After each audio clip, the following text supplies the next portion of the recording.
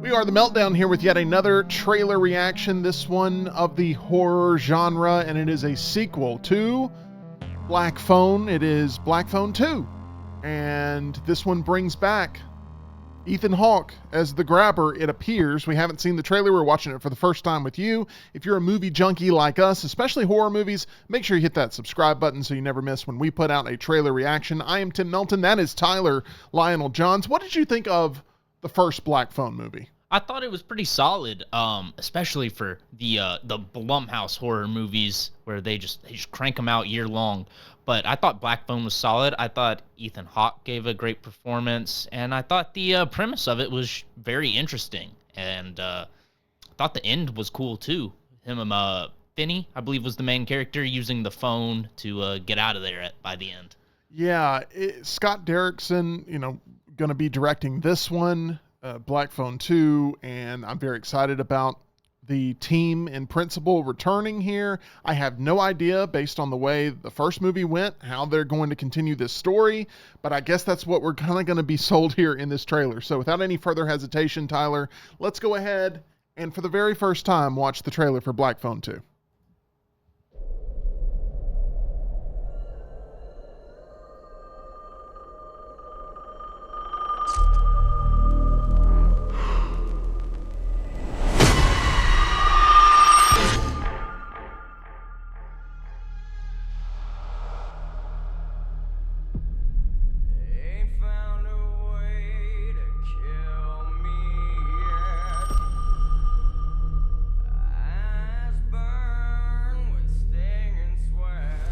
Good song choice. Very creepy aura.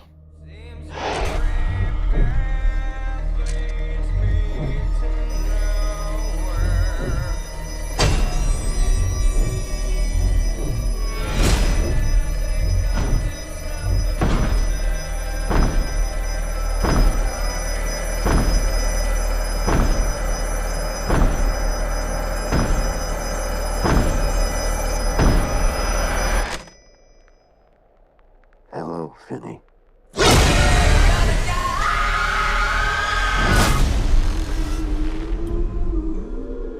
Did you think our story was over? You're dead. You, of all people, know that dead is just a word.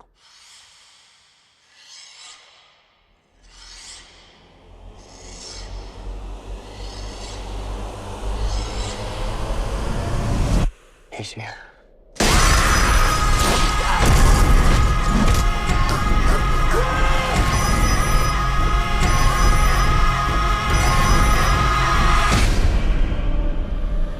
Vengeance is mine.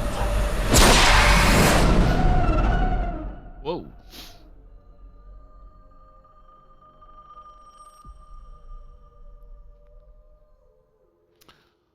All right. Alrighty. Tyler, I'm going to let you have the initial thoughts here on Black Phone 2 and whether this has piqued your interest. It definitely has. I like the sound design in the trailer. I like the mix of the ringing phone with the instrumental for Rooster by Alice in Chains. And just that gives me the feeling that this is going to be about sort of trauma and recovery and healing for Finney, trying to get past his experience, his first experience, I should say, with the grabber, and now dealing with these issues bubbling up again, while it seems like he's some sort of camp counselor, youth counselor maybe, with that shot of the youth camp. That's a good assumption there. It feels like they're going with a direction for the grabber like they would with Freddy Krueger almost, of being able to invade dreams and... Or Art the Clown. You think he's a regular clown? No. Terrifier 4 looks like it's going to show that Art is like the embodiment of evil, and he's supernatural. Yeah. So wonder if we'll see the same thing for the grabber. I'm very curious about what the rules of the universe will be. That's going to be very important. One thing they got really right the first movie, which is why I think there's a second movie, is because that mask is so iconic already. Oh, yeah. It's a great-looking mask. Like, it is incredibly tough to come up with a mask that feels fresh, unique, fearsome, also gives like multiple layers to a performance. And the way the mask is constructed, I feel like it really played into what Ethan Hawke was able to do. And Ethan Hawke very much has been a part of this genre for a long time and has been a part of a lot of big movies and franchises here within the horror universe, including The Purge, including Sinister. I mean, Ethan Hawke is built to be on the other end of this whole thing. Is the Grabber just not a more realistic version of Bagul? That is fair. That is fair. Like if Bagul was a person, they would be a grabber. Sinister, a creepy kid movie. This also a movie with ghost kids that they're only maybe trying to fight back against the grabber.